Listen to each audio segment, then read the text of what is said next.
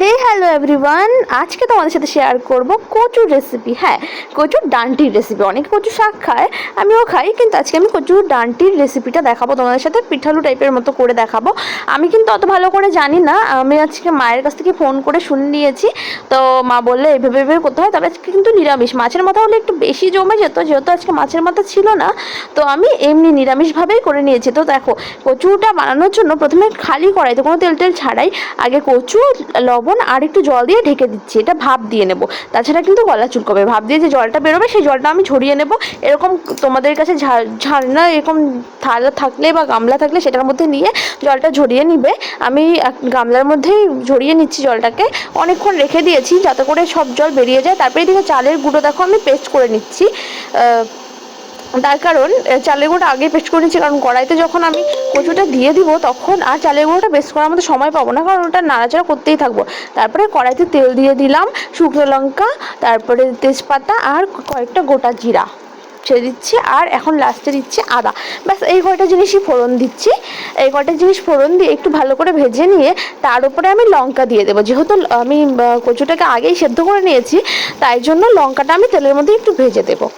যদি ভাব দিয়ে না নিতাম তাহলে আমি আগেই একসাথেই দিয়ে দিতাম কচুর সাথে, কিন্তু যেহেতু ভাব দিয়ে নিয়েছি তাই কচুর সাথে দিলাম না, আগেই একটু ভাজাভাজি করে নিলাম লঙ্কাটাকে। তারপরে দেখো কচুটা কীরকম হয়ে গেছে, দেখতেই পাচ্ছ। একদম ভাব দেওয়ার পরে গলে অল্প হয়েছে, আগে কিন্তু এক কড়াই ছিল, এখন দেখো কড়াইয়ের এক কোনায় একটুখানি রয়েছে। তো এখন একটু নাড়াচাড়া করে এখন একটু লবণ দিয়ে দেবো। আগে কিন্তু লবণ দিয়েছিল কিন্তু ভাব দেওয়ার জন্য, তার জন্য এখন কিন্তু লবণটা একটু কম দেবো, মানে যতটা পরিমাণে দিতে হয় তার থেকে একটু কম দেবো, যাতে করে টেস্টটা ঠিকঠাক থাকে। তারপরে একটু হলুদ দিয়ে দিচ্ছি, তারপরে নাড়াচাড়া করে নেবো। এইভাবে কিন্তু নাড়াচাড়া করতেই থাকতে লাগবে, যাতে আগে থেকেই এই কচুটা পিঠালো টাইপের হয়ে যায়, পরে পিঠালোটা তারপরে একটু ঘন বেশি হয়। কিন্তু এইভাবে নাড়াচাড়া করতে করতে করতে করতে আমি পিঠালো টাইপের এমনিতেই বানিয়ে নেবো। এই দেখো এখন আমি ধনিয়ার গুঁড়ো দিয়ে দিচ্ছি। আমার কাছে খুব ভালো লাগে ধনিয়ার গুঁড়োটা, তোমরাও দিবে, যেহেতু এটা নিরামিষ করে করছি। আর আদাটাতে দিয়ে একটা ফ্লেভার আনার জন্য কিন্তু এটার যে টেস্টটা আছে এটা কিন্তু ধনিয়ার গুঁড়ো দিয়েও আসে, অনেক ভালো লাগে ধনিয়ার গুঁড়োটা দিলে। তোমরা একবার ট্রাই করে দেখতে পারো।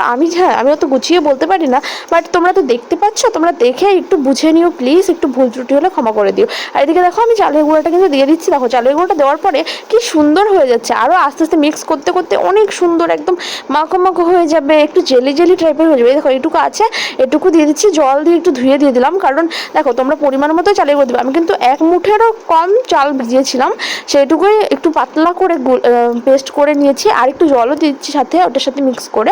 এখন লাস্টে আমি তেজপাতা আর জিরা বাটাটা দিয়ে দেবো। ব্যাস রান্না কিন্তু আমার কমপ্লিট। একদম ইজি প্রসেস, একদম নিরামিষ, একদম ইজি, কোনো রকম কষ্ট নেই, একদম সোজা একটা রান্না। তোমরা বাড়িতে ট্রাই করে দেখতে পারো, অসাধারণ লাগে খেতে। আর এর মধ্যে আমি একটু মিস করছিলাম মাছের মাথাটা থাকলে একটু বেশি ভালো হতো। তো চলো আজকের মধ্যে এখানেই টাটা, আসবো আবার একটা নতুন ভিডিও নিয়ে। টাটা।